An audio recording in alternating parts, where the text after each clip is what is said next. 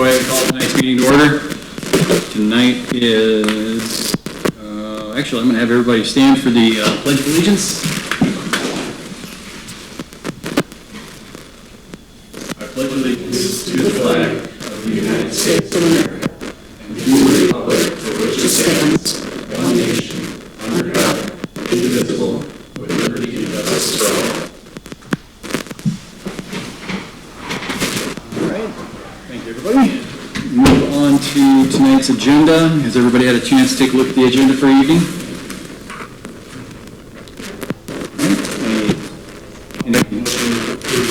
All right, I have a motion by Pat to approve. Second by Jan. Any further discussion? Hearing none, all in favor by signifying by saying aye. Aye. Any opposed? All right, agenda is now approved. On to tonight's consent agenda. Anybody had a chance to review the consent agenda? Any comments, questions?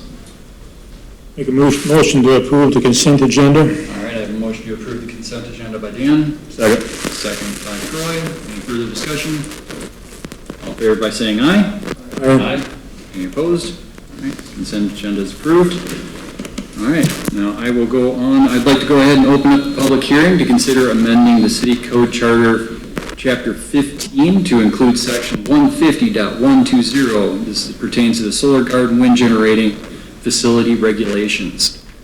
I do want to make everybody aware that there was, that the City Clerk, Anderson, had made me aware of a typographical error that is on page 1, Section D-B of the ordinance in the packets. It should actually read, any residential home not located on the same property. This should be found as the same wording that you would find in Section EB under wind project standards. At this time, if there is anybody in the audience that would like to comment on the ordinance, if you would, step up to the podium. All right. And I will go ahead for a second time, ask if there's anyone in the audience that would like to comment on the ordinance. All right, and then going on to 3 times. Is there anyone in the audience who would like to comment on the ordinance? Hearing know that there's no comments, I'd like to go ahead and close the public hearing and resume our regular council meeting. Now back into our regular council meeting. We got ordinance 2020-006, solar and wind generating facility regulations. Any comments from council? If there is no comments from council, I will ask if there is a motion to approve. Make a motion to approve the ordinance 2020-006, solar and wind generating facilities. All right. Hear a motion to approve ordinance 2020-006. Second by Troy. Any further discussion? Hearing none, all in favor by saying aye. Aye. Aye. Any opposed? All right. Ordinance is passed. Ordinance is passed. It's good to go. All right. So now on to the public. I'll go ahead and get ready for the public forum. So thanks for the ones that were here for the public hearing. If I could ask at this time just to make room for other people to come in. Steve, you want to do a favor and let the sheriff know, the deputy know out there, you can let the first 4 in.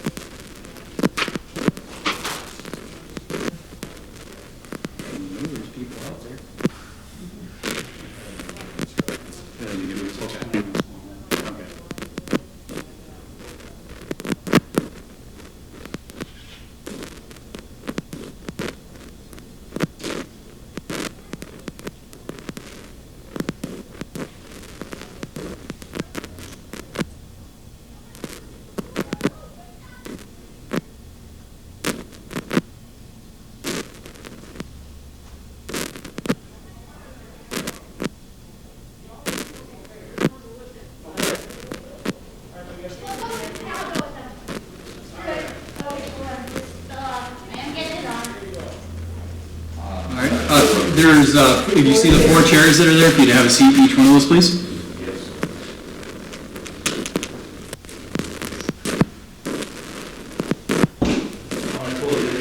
Yep, got to keep it 6 feet apart. Thank you. All right, well, thank you for coming tonight. Since there is people that do want to have a chance to speak here tonight, so what I'm going to do is I'm going to, explain how we're going to run the public forum for this meeting. I do ask that you refrain from commenting, clapping, shouting, booing, profanity, or any other inappropriate or disruptive behavior during the public forum.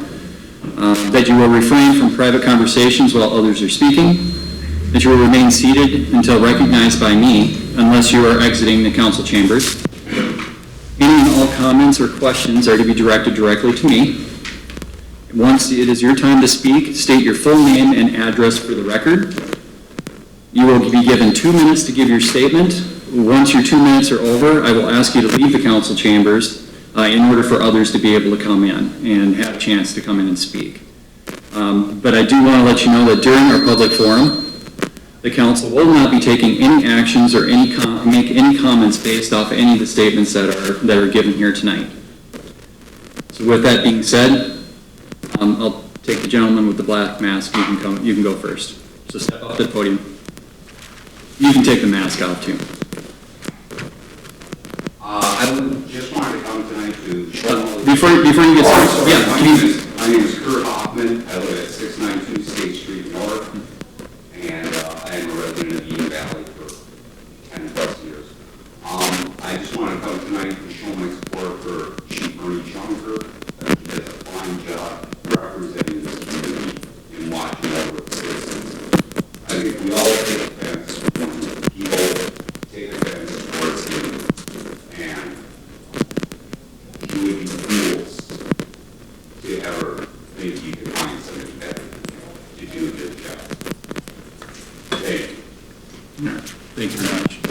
All right, thank you for your statement today. At this time, I'll ask for if anyone else would like to speak. Okay. All right.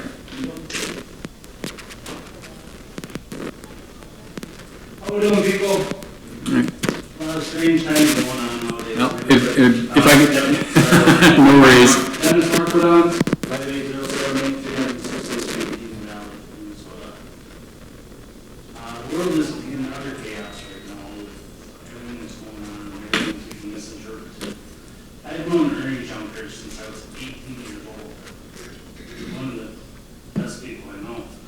Guys, just good people. He's being attacked all the time. It's truly amazing to me that somebody that works hard for this town, that he does, gets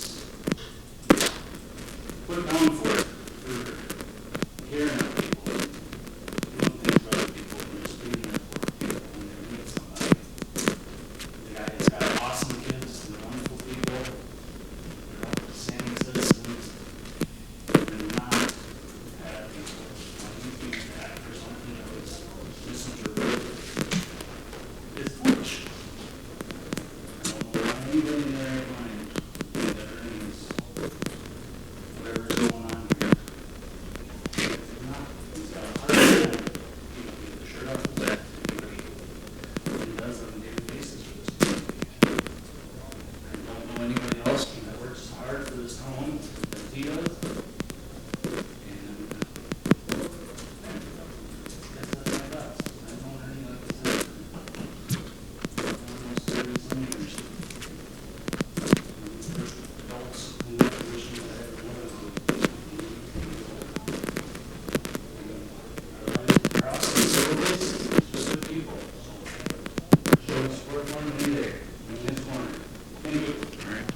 Thank you. All right, thank you for your statement today. I'd like to ask for somebody else.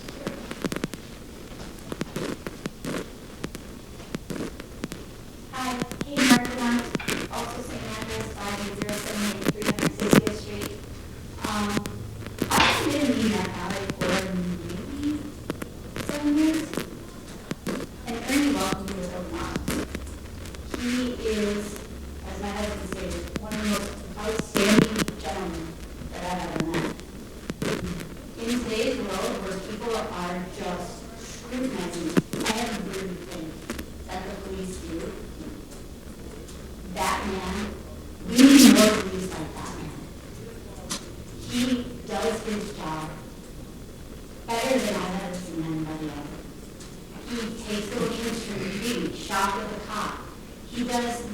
free meals for people who need them at Thanksgiving. That man would give you the shirt off his back. And if there was a mob coming at you, that man would stand between you and that mob to protect you. And there aren't many people that would do that. Everybody can sit back and armchair quarterback, whatever situation you're in on holiday with you. But until you're really in that situation, you really don't know what you do. But that man stands up for every citizen in this community, regardless of your color, or your religion, or what you believe. So to be railroaded like he is completely insane. This community would get a massive loss if we lost Chief Tucker. Thank you. Thank you. All right, so, did you want to, no, okay, all right, so then what I'll ask you guys to do, if you guys could exit the council chambers, and we'll let the next board in. Thank you for coming tonight.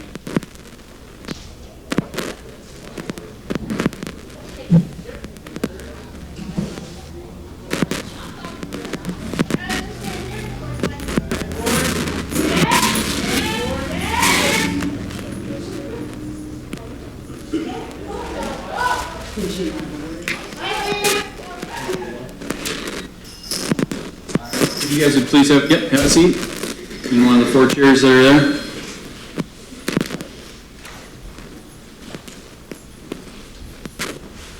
All right, well, thank you guys for coming this evening. I just want to, just like with the group before, I would like to kind of lay some ground rules that we're doing for tonight's public forum. What I'd like to do is ask that you refrain from commenting, clapping, shouting, booing, profanity, or any other inappropriate or disruptive behavior.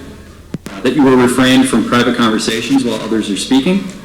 That you will remain seated until recognized by me, unless you are exiting the council chambers. Any and all comments or questions are to be directed towards me. Once it is time for your time to speak, if you please state your full name and address for the record. You'll be given 2 minutes to give your statement. Once your 2 minutes are over, I will ask you to exit the council chambers, and that's just so that others can have a chance to come in and speak tonight. And then also, finally, during our public forum, the council will not be taking any actions or making any comments based off any statements that are given. So with that said, who would like to go first? Would you like to go first? Okay, come on up. Yeah, you can take the mask off. My name's Joe James. I live at 472 Church Street South, in Minnesota. I'd like to start off by, letting the council know that there were some things said, and while I know I don't agree with it, a lot of the stuff that was said, I also know that Ernest Junker also does not agree with it.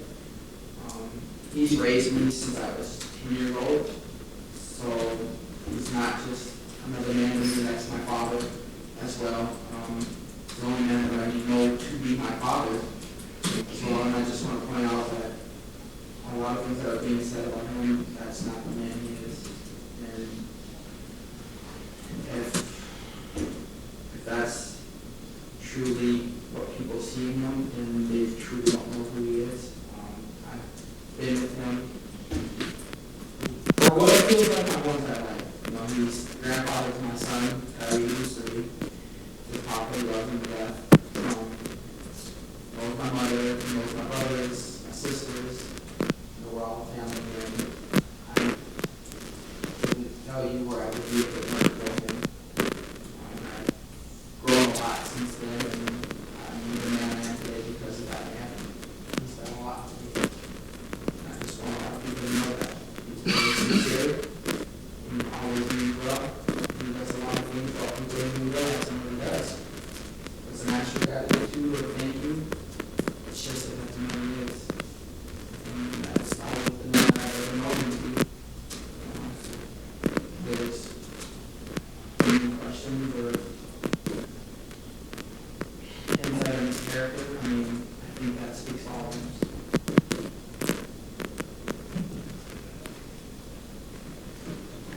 Thank you for coming tonight. All right. You were coming in here to see? You good? Okay. Would you like to go next? Well, Valley, or 278 Spring Avenue West, here in the Valley. Ernie was one of the first guys I met when I moved to town here almost 5 years ago. And from what I know, Ernie, went on and off, he would do anything for anybody, he'd take the shirt off the practice and help somebody out. And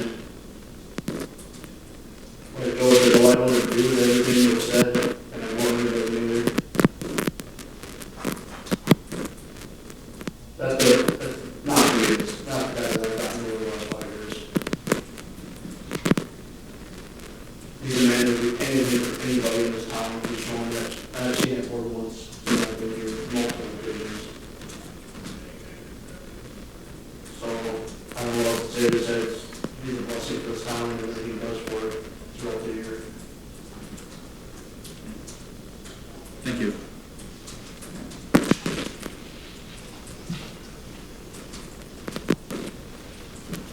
I'm Kathy Winterfelser with that 377, mostly South Peter Valley. Just want to add in earlier the blessing to this town. Whatever was and was not said, like we were saying. He is like a, kids look up to him. He introduces himself. Kids are running around town, and if the old man talks to them, and stickers, talks to them like, don't be afraid of the babies, we're here to help you. He helps out with charity events, and what's left over, he'll always ask, is there any families in need that have extra turkeys? It's like what that guy said, he would give the shirt off his back to help someone. That's all the few times when we needed someone to come over and we've never sent him a finger, on and off duty, but he's a good man, he's a good friend, honest and fair.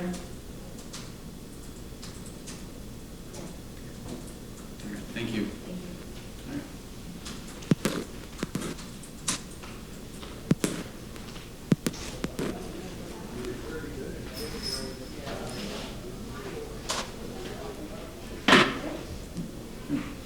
Yep, go ahead, come in and have a seat.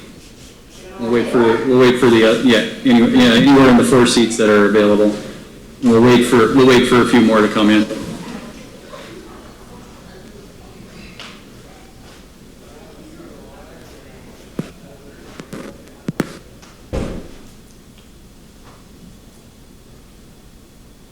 Sir? Is that it?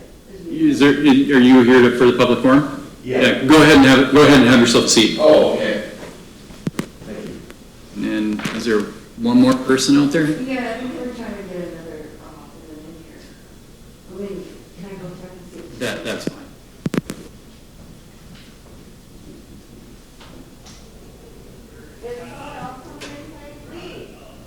We can have one more.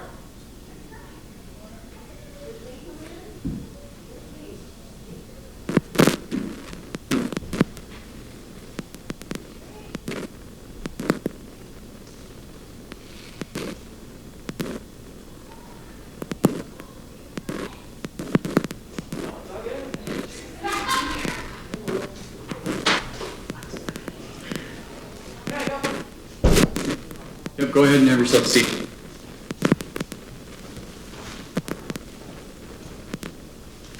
All right, well, thank you for coming here tonight for the public forum. I do want to, just in the interest of trying to make sure that everybody that wants a chance to speak has a chance to speak. I do have some expectations here that you will refrain from commenting, clapping, shouting, booing, profanity, or any other appropriate or disruptive behavior. That you will refrain from private conversations while others are speaking. That you will remain seated until recognized by me unless you're exiting the council chambers. Any and all comments or questions are to be directed to me. Once it is your time to speak, please state your full name and address for the record. You will be given 2 minutes to give your statement. Once your 2 minutes are over, I do ask that you exit the council chambers, and that's just so, in order for others to have a chance to speak tonight. And then finally, during our public forum, the council will not be taking any actions or making any comments based off the statements given here tonight. So with that said, I'll go ahead and I'll pick you, sir, since you're closest to the podium, if you come up to the podium. My name is Charles Edge. My address is 1712 Warner Avenue North, Sauk Rapids, Minnesota. I've known Ernie since he started working. I was a little kid here when he started, so I've known him for 30-some years, 35. And he's always been fair with pretty much everybody. So, I mean, he's never shown anything besides being a good cop to everybody. I mean, he's never been unfair.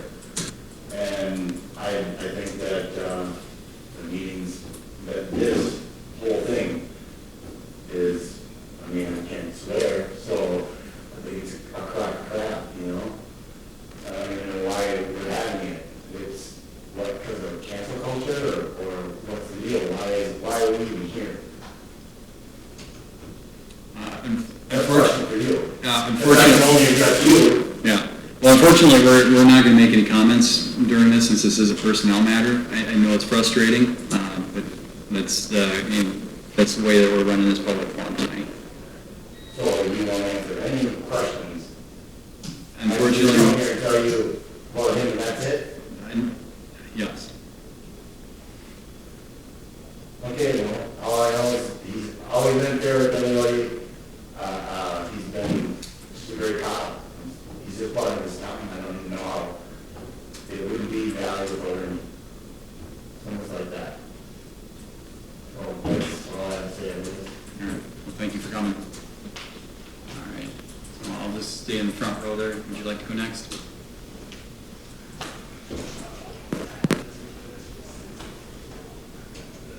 I'm Rima Ludwig, you need my address? Yes, please. 438 Brook Street, South Valley. I've lived here for, I don't know, 12 years, but I've been around here for 20 plus years, but I've known Ernie. I have children that are half black, and I would trust Ernie with my child. Ernie has never been racist, ever. That would be like me being told the other day that because I am a white woman raising a black son, that I'm racist, because anyone that has black children that is not black uses their children as leverage to be racist, which is completely untrue. Ernie has been in my home. He's the only person I know that I could able to call. My daughter took off kindergarten, walked to school, 7 a.m. I thought she was missing. Ernie was in bed. I called him. He was allowed bed. He showed up at my home. My son had an accident in April. First person through my door. Ernie was not on duty. He was at my home. Ernie is the farthest thing from a racist person. The comments on that thing were completely taken out of context. I read the conversation before it was deleted, before it was altered, before you, Mr. Benson, were ever contacted by Ms. Morgan Meyer. Morgan Meyer deleted every single one of her comments and then took snippets of something to further whatever little agenda she has, whatever it is, I don't know. She has gone as far as creating a fake Facebook page for the Eden Valley Police Department that no one knew about until I brought it to attention. This meeting, like Chad just said, is completely absurd and uncalled for. Uncalled for, 100%. And we all stand behind our meeting. Thank you. Thank you for coming. All right. Now, go with you next.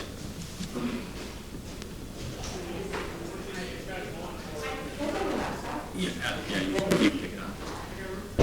Well, my name is Samantha, last name is CJ Poncar. My address is 1712 1/2 Avenue, South Rapids, Minnesota. I didn't hear about this, maybe it's like 2 days ago. When I heard about this, I was really shocked to even, the whole racist police brutality is just not heard. I did go in and look at everything that was posted, Morgan, to United Cloud, to everybody else's comments. A majority of these people who signed the petition is not from here. They're from Wisconsin, Stillwater, outskirts.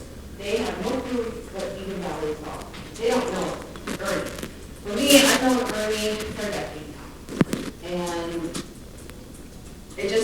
tell me that I just feel this whole thing, there's a lot of people who are hating cops right now, who hate the police, and they can find anything to just pick and be petty about, they're gonna blame it on someone.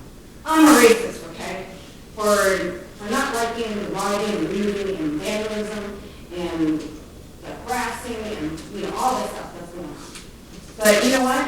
First and foremost, we need to protect the people that are protecting us. There's bad cops out there, there's criminals out there, and first and foremost, Ernie's not a bad cop. I'm here to support him. I love him. And I drove all the way here to be in support of him and back him up.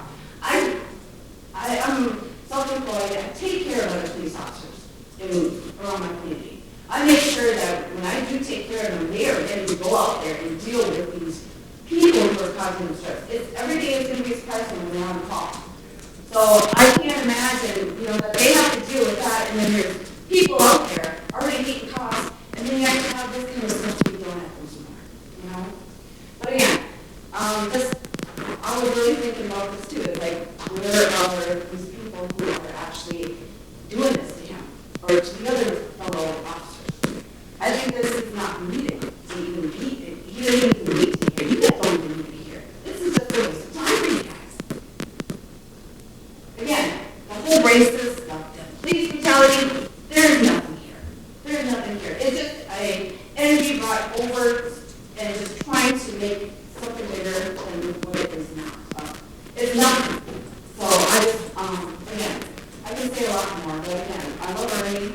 I've known him for over a decade. I love his presence. Every time I get a chance to see him, always on podcast, and I can't get on the podcast since he's here. So anyways, love you, Ernie. I'm here to back you up, and the rest of the police officers and all community service people. So, that's it. Thank you very much. Thanks for coming. All right.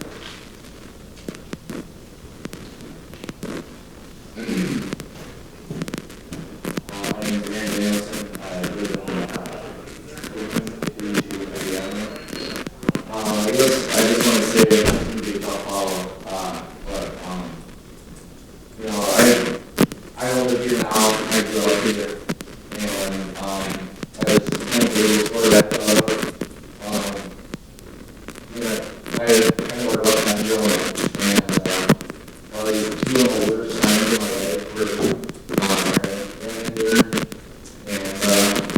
I guess the thing I would say is I never met when I needed a kinder, more compassionate, and gentle person.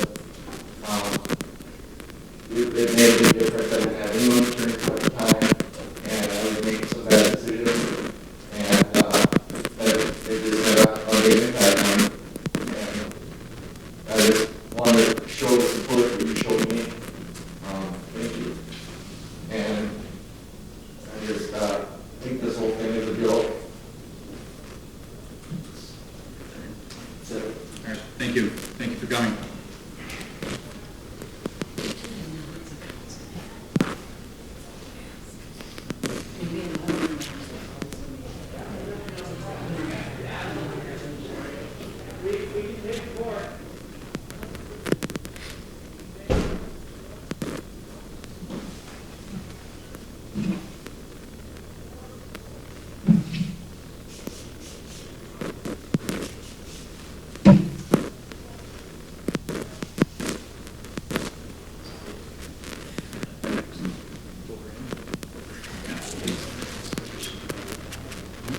I believe nobody else out there is for the line item of the open forum, so. Oh, excellent. Thank you. All right, then I will go ahead and we will go ahead and move on to next. Is David here? Is there someone out there I can call for? Yes. Okay. There, David, Jim's over here for the comment. Ready for you.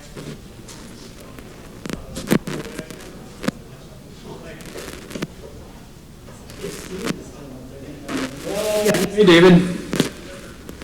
Hi.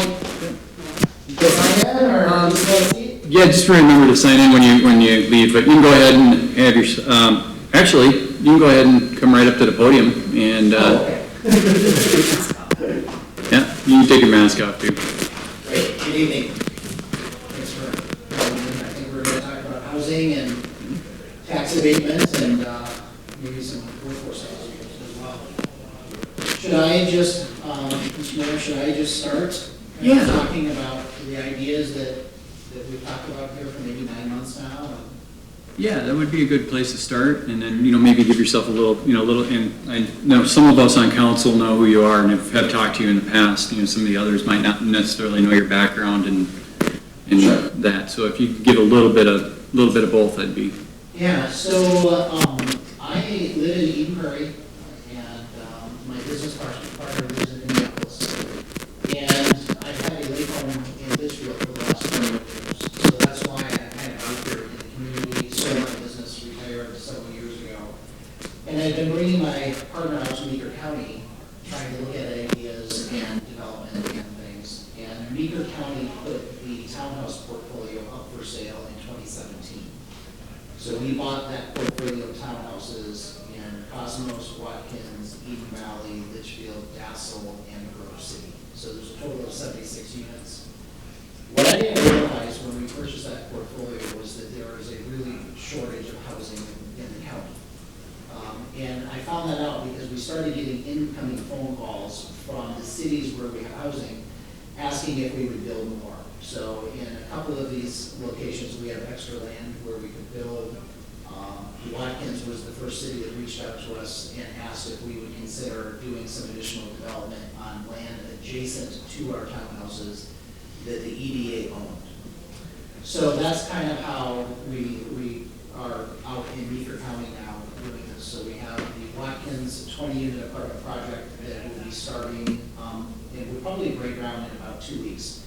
We're through with all the permitting process and everything, and that's going to be a 20-unit apartment building, 2 stories, 6 one-bedroom, 14 two-bedrooms.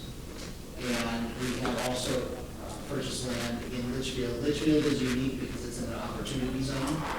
For those of you that are probably right about opportunity zones, it offers an incentive for a developer to buy something and own it for a long time, 10 years or more, and then there are some tax incentives on the back end of that, if you do it right. So that's kind of a little bit of background. I think it would be helpful for me to talk to you about Eden Valley and the land that we're purchasing, and then in addition talk about the apartment project that we're starting in Watkins. In conversations with the mayor, in conversations with other people in Eden Valley, we were trying to target where could some land be available. And Eden Valley didn't have land suitable for building multi-family housing or workforce housing, so we went out and targeted some areas. And there was a parcel adjacent to the townhouses that we own that I think is right across the street from the school. I'm not sure if that's the school. Elementary. So Bain and Carol Lothian own that property. They owned it for more than 20 years, and prior to that, it was in the family. We had a family member that had a business out here. Approached him to purchase that land, and we couldn't reach an agreement on price. This price was simply too high for us to speculate to buy that land, not knowing if we could get it rezoned, not knowing if we could get it annexed, not knowing if we could apply to Minnesota Housing to get awarded. So those conversations stalled out. And several months ago, the Meeker County EDA asked me to submit proposals for grant ideas. And typically, what they would want is something where a business or developer needs a bridge loan or needs something very traditional, and we needed something non-traditional, which is I went to the EDA with a grant request and asked them to give us an interest-free loan for 3 years, and in the event that we were not able to secure Minnesota Housing money, that then they would cover half of the land purchase. The EDA came back and said that we're interested in offering the loan, the interest-free loan to you. That sounds good, but in the event that you can't develop it, we would like to own the property ourselves. So Meeker County EDA would own it in the event that we can't secure Minnesota housing financing. And we said yes to that. So we closed on that land on Friday. So that is in the works right now. And then the next step of that process would be to try to replicate a successful formula that we had in Watkins, Minnesota, where we went to Minnesota Housing and we asked Minnesota Housing for a grant request. And that grant request could fund up to 25% of the construction costs. The reason why that's important is construction costs are so high today that a developer can't come in and build it at market rate with material costs, labor costs, everything so high, because rents are not affordable. And if we were to do that without assistance from Minnesota Housing, we would be looking at maybe $1,200 a month for a one-bedroom, $1,350 a month for a two-bedroom, which would be what the rents are in the Twin Cities. The interesting thing is that the construction costs in Meeker County are virtually the exact same as the construction costs in Hennepin County or Carver County or Sherburne County. So there's no difference of construction costs, but the rents need to be more affordable for the community. So we applied for that, and we were successful in obtaining a $417,000 housing award from Minnesota Housing. That award, though, is contingent upon a local match. So Minnesota Housing says for every $2 that we give you, there has to be a local match of $1. So just to use round numbers, if we were to get $200,000 from Minnesota, $400,000 from Minnesota Housing, then we need $200,000 in local match. Now, the local match could be in the form of land, it could be in the form of cash, or it could be in the form of tax abatement. Tax abatement being the easiest, because in Watkins, we were purchasing property from the EDA. That EDA property was not paying any taxes. So an increase in the tax base, tax abatement, county taxes went up, city taxes went up, school district taxes went up, and then we got abatement from the city for up to 15 years. So maybe I'll just stop, take a breath, and answer any questions first, so that I can keep going on that. So does the city come up with the money, or does the county come up with that matching? And how would we get that? So the Minnesota Housing literally will be writing out 3 checks so right at the start of the process, they write out 1 check to the city. The city then pays the developer. So that we'll receive that $417,000 over the course of the next 6 to 8 months. The county tax abatement will essentially start in 2022 or 2023, and then until we have received the amount committed, we will get tax abatement for up to 15 years. I think it's probably going to be 12 years, 13 years, or something like that. I think it's important to note that when this project started with us, there was a brief conversation about bringing the county into the fold and asking the county to participate with tax abatement, but there wasn't enough time. We had about 60 days from start to application period, and because of the way your city council schedule works, public notice period schedule work, and then the county, there wasn't time, so Watkins did this on their own. I am now have started conversations, assuming that you want this conversation, and this is going to be a good conversation. I've started conversations with Meeker County to ask them to participate with tax abatement. So we have a tentative meeting next week. There's a little bit of the chicken and the egg, because the county can't do anything with tax abatement until the city does. If we can get the county to participate with tax abatement, then the city's tax abatement amount can be lower, right? Because we can have these 2 entities working together, so that your portion of that would be less because the county would be participating. Okay, I'll answer more questions. Sure. Troy, yeah, questions? No, this is, this isn't, I think a lot of us on council, me and Dan, we've talked to you before, and we've talked with Cindy and Zach, so we've been, like you said, we've been working on this for, probably over 9 months now. So, and then we've given council updates along the way, so they knew this conversation was gonna happen at some point. Can you go into a little bit more? Have you got to the point with your project where because you talked about like having it basically emulate what you did, emulate the same formula in Watkins? That's going to be the same building structure, same number of apartments, or? Yeah, so when you start getting into math and you look at the project costs, architect fees are expensive. Civil engineering plans are expensive.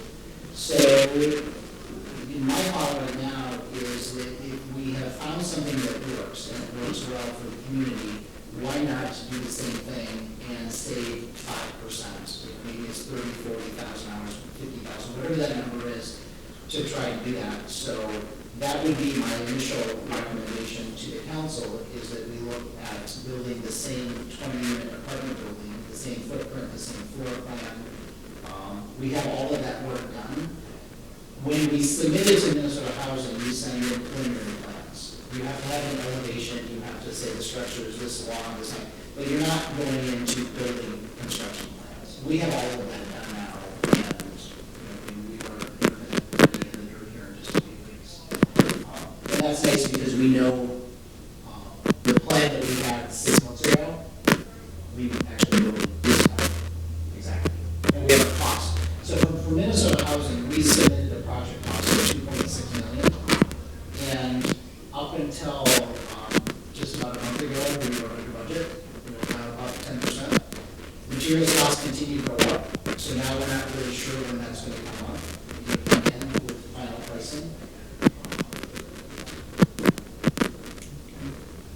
Any other questions on that before? Your building structure, you're talking about a two-story? Two-story. Okay.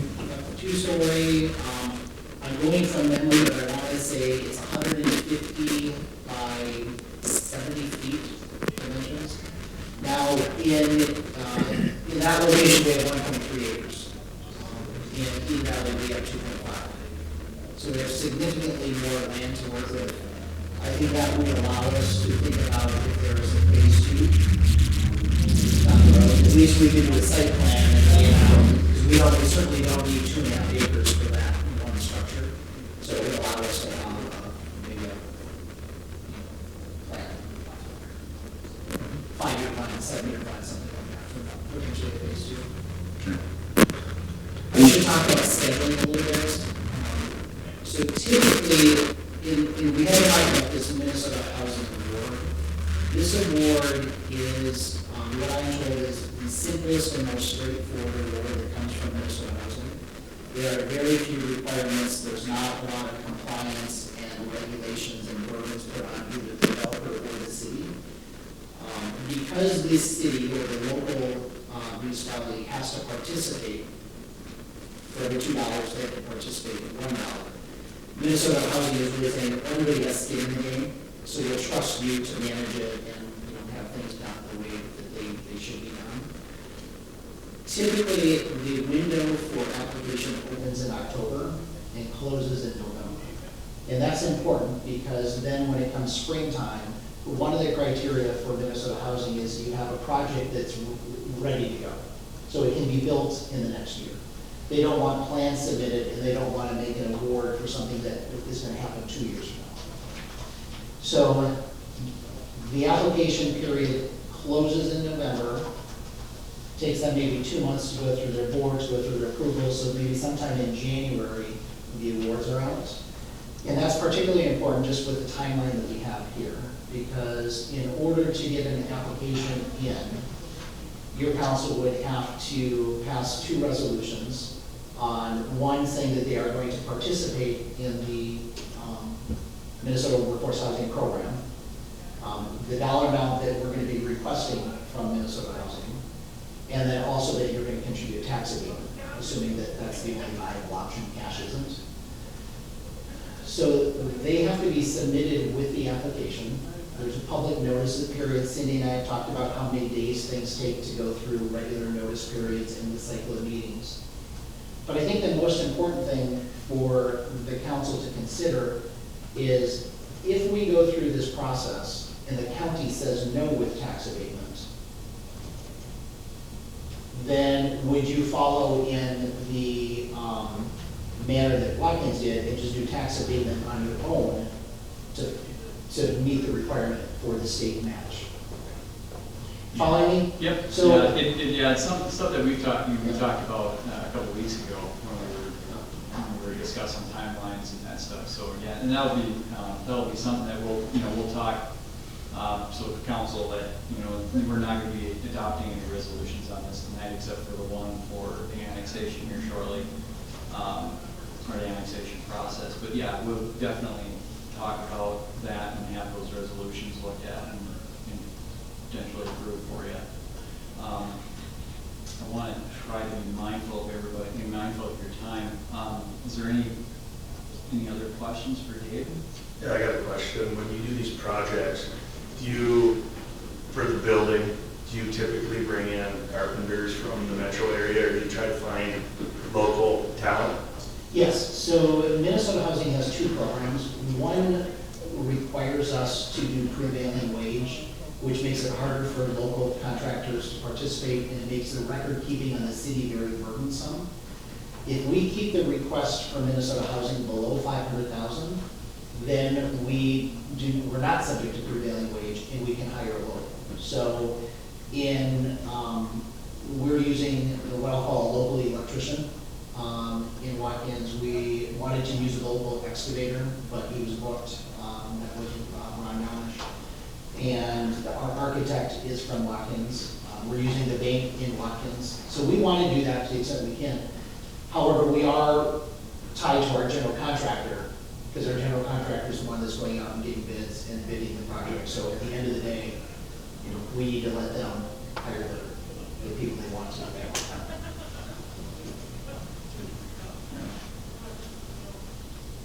In the time period, you said you gotta have your stuff in place September, October, and we don't act on it now. We act on it sometime in September. Is that time frame good enough yet, or what? Yeah, we're really good on time as long as we don't miss a month. So as long as action is taken when it can be, for example, the annexation. If we were to miss the window and then come back in a month, or if there would be another notice period that would push that out for 60 days, that would be problematic for the application. The application is scored, so the key to getting the award is scoring high in the application, and there are all of these small things that we do along the way to get the scoring up. If I may, the dates are, the two resolutions that will come, one of them has a public hearing and one of them doesn't, are on for the workshop in September, so September 22nd. And that's approving, moving forward with the project, as well as looking at and approving an abatement. The abatement would be the public hearing. The ordinance for annexation will be at the October workshop, which allows for the 30-day notice for an ordinance of annexation. So the dates are pretty set, that we've got everything ready to send to the paper on Friday, calls and for everything. So the timeline is there to give you the opportunity to either move forward with it or not.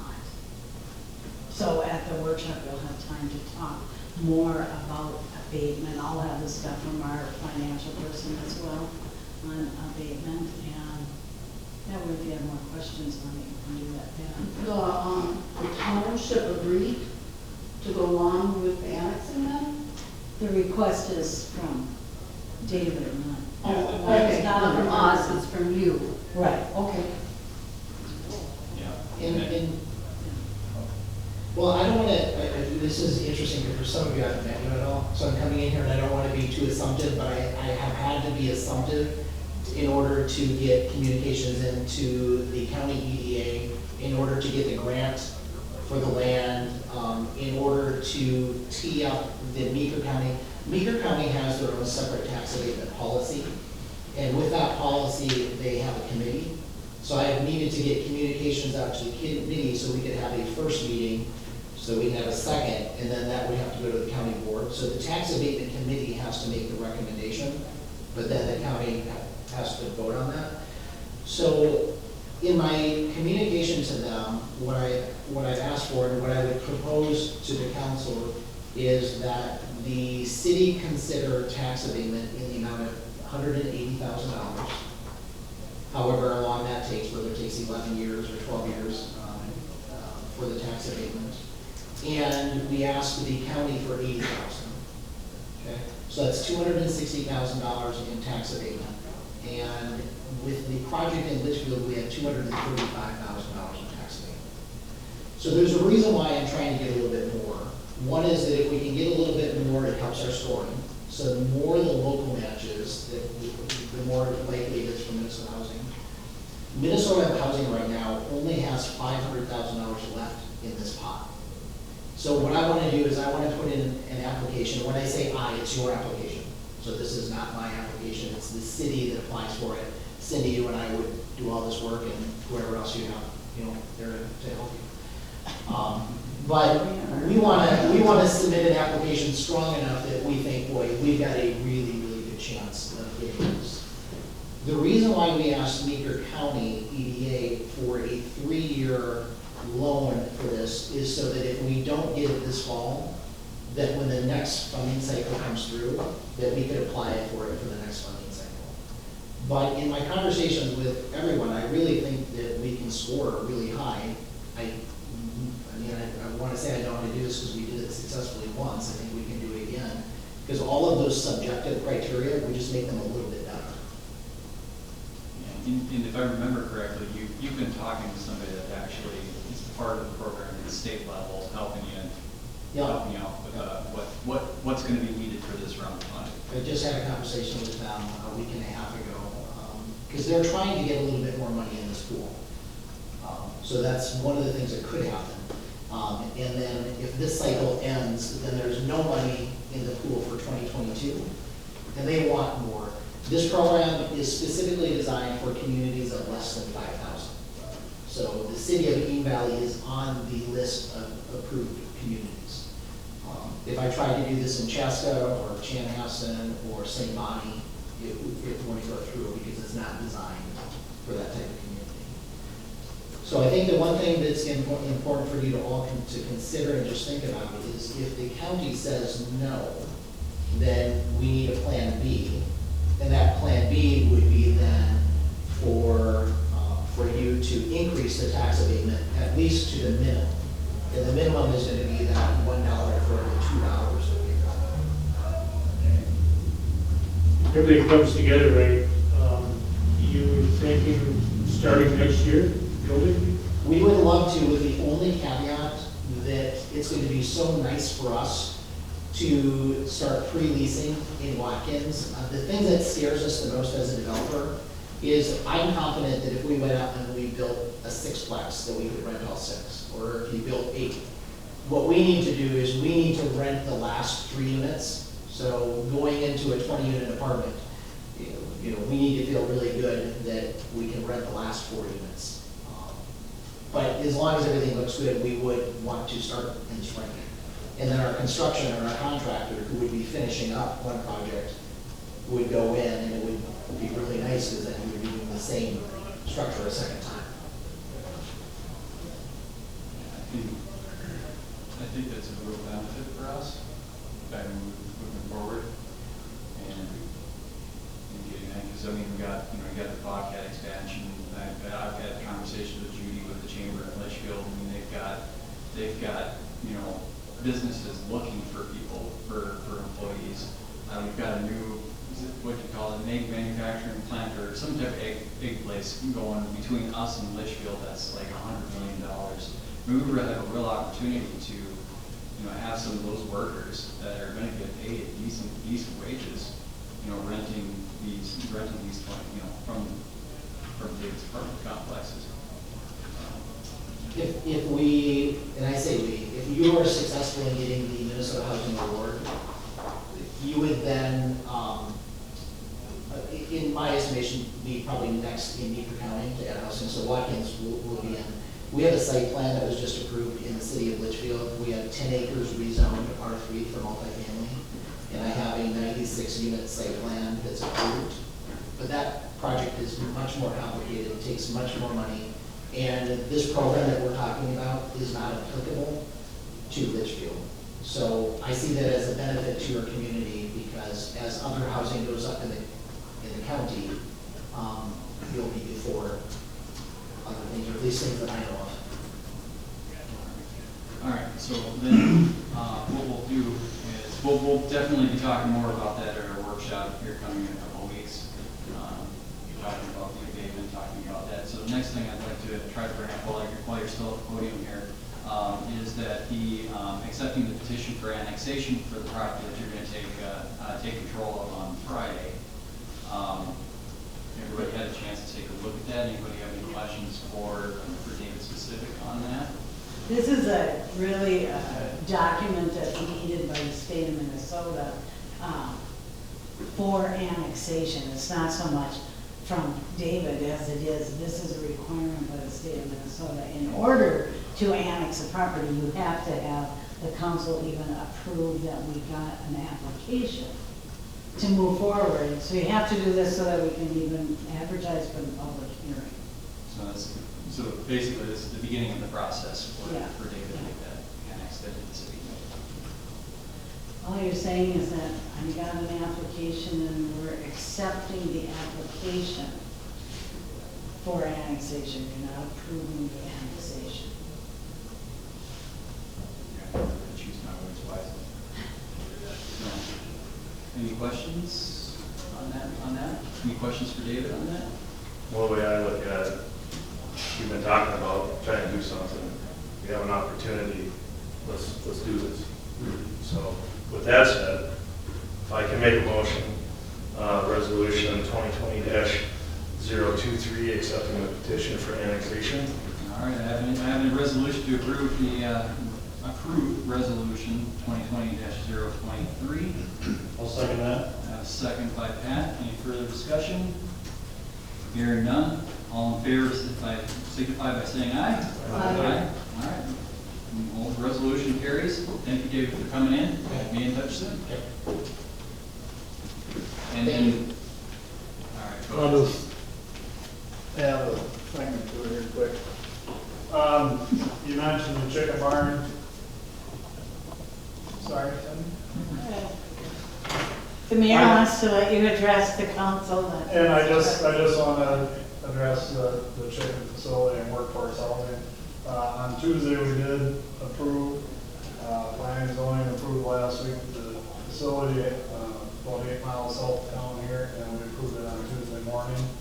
There's a 1.3 million bird facility for layers and 330,000 pullets, and it's going to employ 42 people at roughly $45,000 base pay a year, and that's additional workers other than that. So that is happening, and there is movement on that today. So those types of things are just going to be other additional pressure we're going to have on housing in the area. So it's good that the county's going to work with David anyway if we can. In these conversations, it's probably about a year already that we've been going on this. So I think it's anything I can do to help from the county level, I'll do, and hopefully we can keep things moving in that direction. That's all I got. All right. Thanks, Steve. All right. We'll go ahead and move on to amending fee schedule to include rental and staff costs. Resolution 2020-021.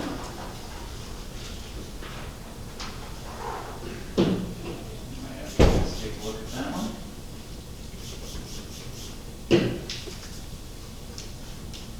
Anybody have any questions on that one? It's changing the televising and snow removal. All right, if there's no questions, since I haven't done one tonight, I'll go ahead and make a motion to approve approve resolution 2020-221, authorizing the amendment to the fee schedule. I'll second that. I have a second by Dan. Any further discussion? All in favor by saying aye? Aye. All right, then on to boards and commission reports. Planning Commission, variance request for 295 Cosart Avenue West. Dougie. That would be you, wouldn't it? Do you want to do? Or do you want to be? Just to let you know that a public hearing was held for the request, for the variance request at the planning commission. They reviewed the application. There was a change on the application. They had asked to have a setback of 7 feet, and the owner asked to have that changed to 8 feet. The actual setback is 20 feet. Their home is currently at 7 feet. So it's a neighborhood where really go down the road, none of them meet the current setbacks. So, and the planning commission reviewed that and looked at that, and approved bringing it forward to the council. And anything you want to add? No? Other than the requesters here, if you want to ask some questions. Anybody have any questions? Want to ask any questions of the landowner? All right, then hearing none, I'll ask for a motion to approve. I'll make a motion to approve 2020-022, approving variance request from Corey and Nicole Schultz for their front yard setback. All right, I have a motion to approve. I will go ahead and second that motion for 2020-022. Any further discussion? It's probably the side setback is what it is, not the front yard. Oops, sorry. That's not a backyard, probably not. Sorry. It'd be the side, Backyard or side yard? it'd be the side yard. Okay. So it's coming off of Park Street. Okay. The front yard would be Cozart. Okay, is that change? It was approved as the side setback. I think it's just wrong here, wrong. Okay. All right, okay. Then that doesn't change any documentation is correct here then. So, all right, any further discussion? All in favor by saying aye? Aye. Any opposed? All right, motion carries. Filter shed. There you go. All right, then on to the next item. We have on your rezoning portion of commercial reserve district to residential single family. I guess I'll take that. So we had a request, someone wants to put a house over here, on this big lot over here. And as we looked at it, now it's zoned as commercial reserve. And as we looked at it, we noticed that there are more houses in that area than there are businesses, commercial businesses. And we also noticed, made the point that most of our commercial businesses are moving on 55 and not so much downtown. So we were thinking maybe we should request to have that entire commercial reserve section from basically Cosart Avenue here over to Rose. Lower Rose, and back up to State Street, kind of around Fat Eddie's and the building the carpet, owns. It's kind of drawn out. So it's all the black area. So we'd like to rezone it as residential so that we can maybe get a house in there and get some tax base out of it. And then therefore, and then rezone the rest of it as residential as well, as we don't see any commercial going in there in the near future. Okay, you made my question. Not the near future part. Yeah. Well, just the thought that comes to mind right away is, by changing the zoning on that, we're basically, now we go look at changing it back, obviously, or making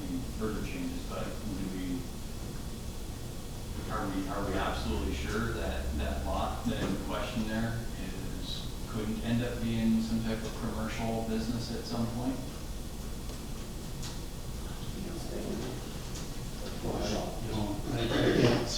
I can't see anything.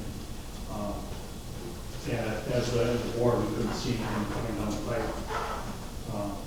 That would warrant that saying as commercial reserve.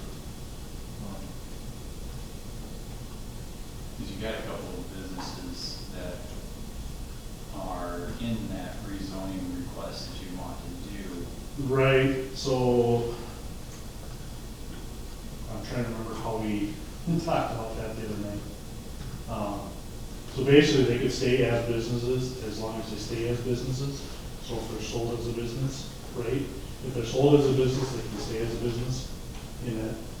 Much like a residential can stay as a residential in a commercial reserve, as long as they stay residential. So those businesses could stay businesses in the residential area as long as they sell as a business. That's how we read the ordinance anyway. It's either that or we're gonna have to spot zone. Everything never told the spot zone is not a good thing to do, if you can avoid it. The only other, was there any concern from the planning commission about, let's say the post office moves to a new location and that gets sold and that ends up being, somebody gonna try converting that into a house? Do we have any concerns about? We did talk about that briefly. I don't think that. I don't think, yeah. There wasn't any. It was just an example. Yeah, we talked about that, and I don't know that there was any concern over that. The only comment that really was made is once we lose the post office, we're probably never gonna get the post office back in the Then, the entire area is all residences except for one business and the post office, which is a government building. Yeah. So in that entire area we want to rezone, it's all houses already anyway. The post office is not owned by the government, it's. That one is. That one's owned by the postal. We checked it. I looked at it. When I was there. This isn't We gotta stay on task. Right. No, So that was just my It isn't point. a planning commission open forum. No, I just wanna get the, no worries. And that's kind of how we looked at it, Mr. Mayor, is just like everything else is residential there, other than that one business and then that lot. We have an opportunity to put something on there. It's been sitting empty for 30 years, there's been nothing put on there. I mean, we didn't foresee that we're gonna have some vast expansion of commercial businesses looking to come into that area at this point, because a lot of them are moving to the highway. And we've got people that have purchased land in certain areas, so. Yeah, okay. Well, yeah, in the interest of time here, I just wanted to make sure that we thought of everything. Do we need a motion on that to move forward? Really, Or is it just an FYI? There has to be a public hearing to Okay. rezone it, and the planning commission, if the council isn't for it at all, it doesn't make any sense to have a public hearing on it. If the council is flat out saying this is a bad idea, don't go forward with it, there's no reason to hold a public hearing on it. However, if there's sort of a consensus that says, I'd like to hear more, you don't have to say, yes, you agree with it, but I'd like to hear more, then they'd like to move forward with a public hearing. Well, That was all. I'm on the fence, but I would like to get more information. So I'm okay with moving forward, letting the planning commission move forward, if the rest of the council is okay with that. Yep. Okay. Do you want a motion on that, Cindy? Might as well. All right, Yeah. all right, then I'll go ahead and make a motion to, I don't want to use the word allow, but let the planning commission move forward with the public hearing for rezoning of some of the commercial reserve district. Second. Got a second by Troy. Any further discussion? All in favor by saying aye? All right. Thank you. All right, so that was it from boards and commissions. Move on tonight to the bills. I didn't see one for motion to pay the bills except for Teal and Machine. All right, I have a motion to approve, except for Teal and Machine. Dan? Sorry. I got a second by Troy. All in favor by saying aye. Aye. All right, then I will go ahead and make a motion to approve bill for Teal and Machine. I second that motion. Second by Jan. All in favor by saying aye. Dan abstains. All right, on to departments. Cindy? You know, I really don't have anything. Nothing to say. I have nothing, can you imagine? That's, wow. You were gonna say prayer. I don't have any additional. Okay. All right, then on to Ernie. I apologize, I do not have your monthly report ready. I will email that to all of you if you're okay with that. I will send it to Cindy, I should say the email to you guys, okay with that? That's fine. A little bit preoccupied with smaller things, but, Before you move on from that, how's the numbers look? Is it in line with normal? yeah, same. All right. I mean, yeah, probably 60, 80, I'm guessing. Okay, all right. The other thing I got is we're still working on, we talked about it in the budget workshop a little bit, rather, we still have not got our watch guard audio to work. So I was on watch guard for an hour on the phone the other day.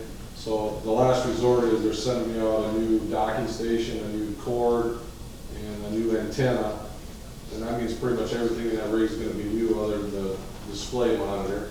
And they want us to try that. If it don't work, they're gonna send a rep out from watch guard to try to figure out why it's not working, because they have no idea why it's not working. They're 100% confused at this point. So it's en route now, it should be here, maybe even tomorrow. I'm gonna try that, and I'll let you know if that doesn't work, they're gonna send a rep out. But we've kind of talked in our budget workshop a little bit. We might look for ulterior motives here soon, because kind of where we're at, we need this equipment. We need that equipment working. I need that equipment working, and it's important right now. You said that it's already en route? It's en route, and they want us to try this. So I've talked to the installer, and as soon as I get it, I'll run down. He's not gonna install anything, we're gonna plug everything in and see if it works. You know, but everything was new and it was working. That's the funny thing. You know, I told you guys that the first 2 weeks we had a new vehicle, worked like a dream, and they just quit like that. And they have no idea why. They don't know why. You know, they talk about interference, and you know, they're talking way over my head on electronic stuff, but they don't know why. If that doesn't work and they send a rep out, how confident are you that this rep will be able to figure out the issue? I'm guessing they're probably gonna send a rep out. If they can not figure it out, I'm guessing they're gonna give us a brand new updated, brand new watch guard system to start over. You know, because they're, you know, I mean, we're not a huge department, so it's, but they still, you know, you keep go up and give them reviews, and so that's my guess, but I don't know until the rep comes out. If we don't get it to work, How long have we had that system? oh, it's a good question. The DVR is brand new because they sent it out. Remember I talked to you guys about that? So I complained enough, they sent out, you know, it's probably a $2,500 DVR system. But the system in general, I can look at Just ballpark guess. If you don't have that, that's fine. 4 or 5 years, probably. I'm guessing. Do we replace it? No. Well, it's No, that's original. That's the first one we had, the audio video capabilities. We've never had that before. That was the first system we bought. So that would probably been before my time. You had video, you have just no audio. Yeah, video works fine, you know. I mean, cabin mic works fine, but they can't get the regular mic to work. I'd have to look. It could 4 to 6 grand, I'm guessing. It's not, yeah, it's not that big. Well, I can go grab a purchase order and I give you a date if you need it, really, no, but the problem is, you know, that's why they're, you know, we've had a lot of issues with the system. You know, it's from day one, it worked really good, and we went through this. It's our third DVR we went through that they replaced, the last time it was under warranty. We replaced the mic a couple times, the docking station twice, new cords, new antenna. I mean, it's just a never-ending stuff, you know. I mean, when it works, it's fabulous. It's a wonderful system. When it works, it's the problem. So I'll keep you posted on that. You know, I know we talked about our budget hearing that, you know, we set some money aside just in case. We got to go with something different. We'll research it if we need to do that, and I'll keep you in the loop on that. Other than that's all right. All right. Anybody got anything for me? All right, and then on to Public Works. Just a couple things. seal coat project is in the industrial park. They came today and laid the rock down, and they'll come either tomorrow or the next day to pick up the rock, and then they're gonna fog seal it as well. The monies that are in the street budget, just let you know that.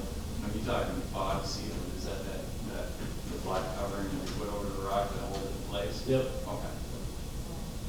So, yes, we got that going on, then the park, is looking great, grass is looking good, I think we should open it up for a little bit here.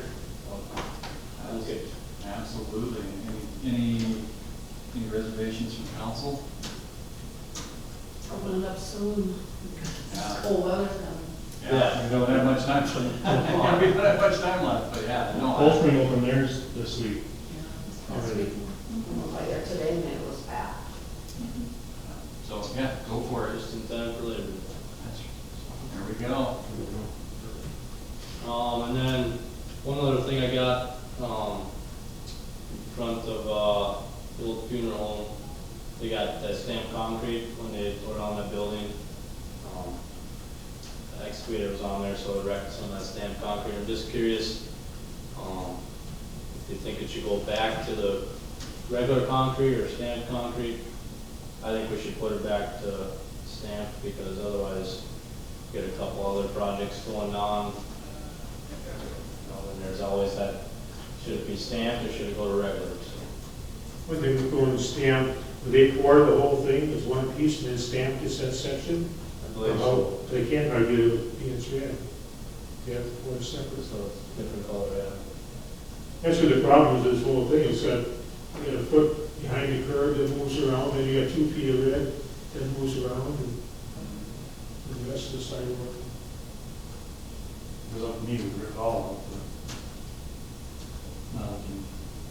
You know, an option there is to go from in front of Joey's, or it's a driveway, and then in front of the funeral home, just go regular concrete, and get rid of that 3-piece sidewalk area, and not have a stamp. Let's go look out if maybe out of place for this Yeah, small area, we know anything. yeah, that's the one thing that, I mean, we spent a lot of money as a city to put in that decorated sidewalk. And we'll be fighting it for a long time. I know. I guess I'm on the side of the fence, we put the stamped concrete back in place, just to keep the coherency on that, but thoughts, rest of council?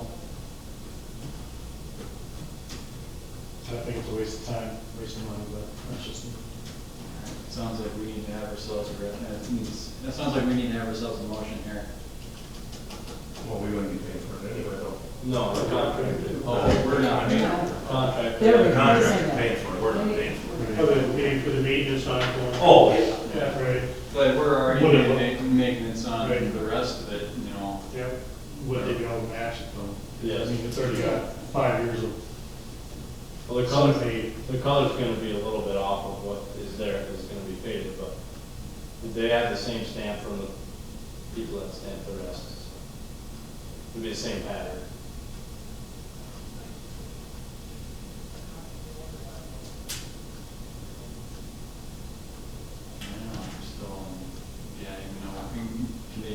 Can they try to get it as close as possible, or is that, with concrete, that's not? You'll get it close, but I mean, it's not fading. Well, if it's close, you know, and then in a couple of years, it's gonna fade, and then you figure that it ends up matching at some point. Yep. Is it gonna be close, like all our little holes that we have in our sidewalk right now, that's close, but not. You know what I mean? I get it reviews. I mean, we're not paying for it, so I don't care. Well, you know, one thing I'm mindful too is that, you know, the ongoing maintenance on that. 50 approximately. What's that? 50 feet. So really that long, that they could, it broke out? What about 25 feet of that will be a driveway, right? Right. And that will not be stamped. Right. So half of it's will be stamped and half is not. Okay, so then we're looking at only about 25 feet. Well, with the build, with the building. With the build. Yeah. I think it should be stamped. All right, so it looks like we're gonna put this up for a vote, so, I I put a motion out there that the replacement sidewalk, that we return that, have that returned back to the original engineered specs, that the three-section sidewalk with stamped colored concrete. I second that motion. I have a second. All right, here we go. All in favor by saying aye? Aye. Aye. Any opposed? Same sign? I'm good with it. Just I'm okay with it either way. Yeah, like Scott said, we're not paying for the replacement. But I'm okay with it. Okay, all right, so motion carries. Going back to the way it was. I would just suggest further, if we ever do this again, You know, it goes back. you know Goes that, back to what it originally was. Well, I'm just saying, I wouldn't do the color, the three-piece. Oh, in the future. In the future, you do another development or something. yeah, we don't ever do that type of decorated stuff again, but, you know, the other one thing that you probably could do is that, you know, because those three sections like to shift, if there was any way that, you know, it could be packed down a little bit better to try to prevent it. Well, they should be able to. Rerun in there, all those two sections together, right? One thing. You know, yeah. That's probably what they should have did in the first place, but they didn't. You know, That's- yeah, if it's something that they can do to put a little bit extra impaction in there, or like, Just come back. you know, or what Pat was saying, something to patch it in place. All right. That's all I got. All right, anybody got anything for Zach? Keep you okay, yeah? Not yet. Oh, good, thanks. The order confirmation. All right, if nobody, if nothing else, anybody from council? Cindy, do people know that they can start booking reservations for the park for next year? Or? And as of January 1st, they can start booking. Okay. Yep. Now that it's open for the next whatever, they could book for the next week or so, until the public works director says we're shutting water off. And then the building will be closed. And he may do that at 3 in the afternoon if he thinks there's gonna be frost for any reason, so, but they could certainly use it. Okay, so the bathrooms will be open Yeah. until it closes. Okay. Yeah, and because of COVID, we clean the bathrooms one time, so one time a day, and you need to use that, you know, at your own discretion. Same with the So Zach, equipment. you get to be the hero and the villain all at the same time. All in one meeting. Yeah. All right. Anything else from council? All right, so some upcoming meetings and events, so that everybody's aware of. Monday, September 7th is Labor Day, that is recognized federal holiday, so City Hall will be closed that day. Our next council meeting / workshop is going to be on September 22nd at 7 p.m. And then our next council meeting, our first council meeting in October will be on October 7th at 2020 at 7 o'clock, all here at City Hall. And with that being said, I will go ahead and close out the meeting. Have a good night, everybody.